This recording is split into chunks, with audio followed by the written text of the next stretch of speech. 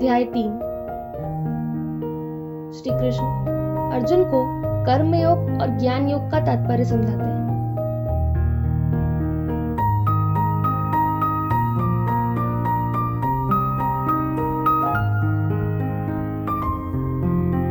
अर्जुन ने जब यह सुना तो उसने श्री कृष्ण से पूछा, प्रभु, एक ओर तो आप कहते हैं कि कर्म करो, दूसरी ओर कहते हैं ज्ञान अर्जित करो। मेरी बुद्धि भ्रमित हो गई है, कृपया मुझे बताइए मेरे लिए कौन सा उचित है।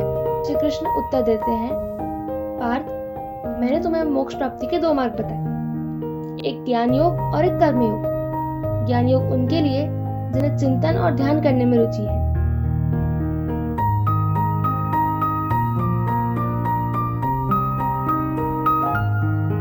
और कर्म योग उनके लिए जिन्हें अपना कर्तव्य और कर्म करने में रुचि है।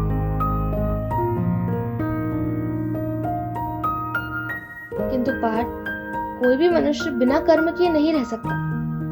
इन कर्मों को करने के लिए हमें 5 इंद्रियां, उनका प्रयोग करना अति आवश्यक है।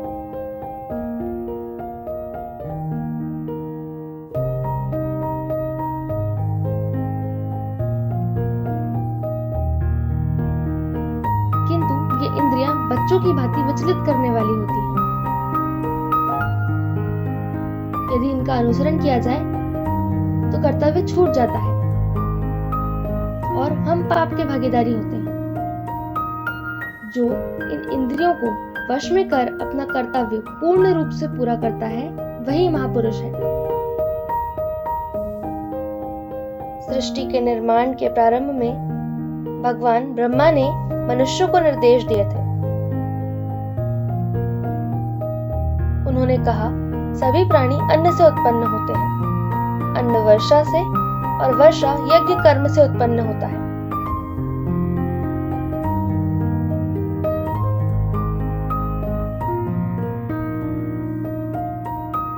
इसी प्रकार यह चक्र चलता रहता है।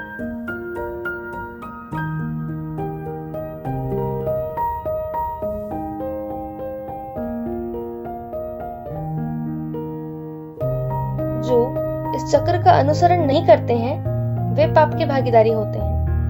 किंतु जो मनुष्य केवल अपनी आत्मा में ही संतुष्ट होकर ईश्वर की प्राप्ति चाहता है और उसी में ध्यान लगाता है, उसके लिए यह चक्र किसी काम का नहीं। वह इसकी निर्भरता के बिना ही अपना कर्तव्य करते हैं और मोक्ष प्राप्त करता है। एक महापुरुष जो भी करता है, संसार के सभी लोग उसी का अनुसरण करते हैं। इसीलिए मुझे संसार में किसी चीज की कोई कामना नहीं, किसी चीज का कोई अभाव नहीं। फिर भी मैं अपना कर्तव्य पूरी निष्ठा से करता हूँ, क्योंकि यदि मैंने अपना कर्तव्य पूर्ण नहीं किया तो निश्चित ही सभी मनुष्य मेरा अनुसरण करेंगे। इससे अंततः लोक नष्ट हो जाएगा और इसका उत्तरदायी मैं बन जाऊंगा। अतः सभी महापुरुषों को लोक कल्याण के लिए कार्य करना चाहिए। राग, द्वेष, क्रोध, अहंकार, ईर्ष्या, सुख आदि सभी भावनाओं को त्याग कर अपना कर्तव्य करना चाहिए। दूसरों के कर्तव्यों का अनुसरण करना भी उचित नहीं है।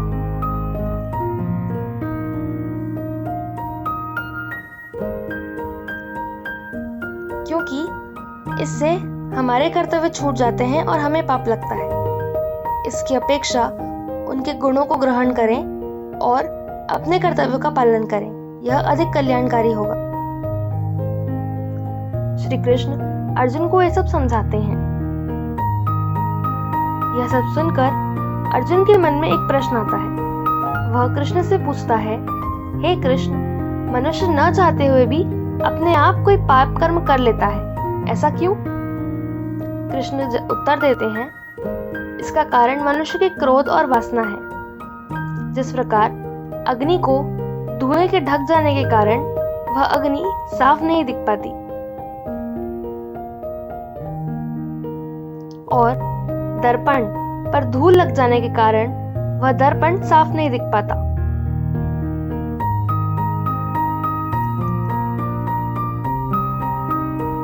उसी प्रकार मनुष्य की कामनाएं उसके ज्ञान को ढक देती है, जिस कारणवश वह अपना कर्तव्य नहीं देख पाता।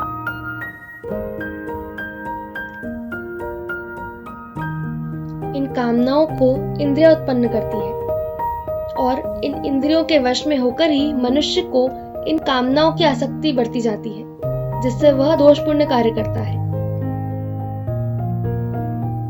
अतः जो इन इंद्रियों को अपने वश में कर अपना कर्तव्य पूर्ण रूप से पूरा करता है,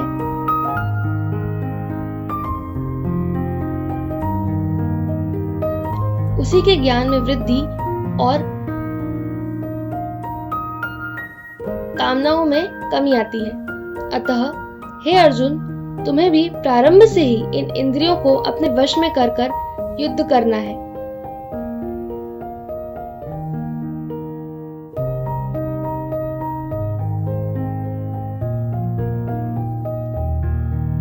और इन दुष्टों का संहार करना है। अर्जुन ये सब देखते हैं।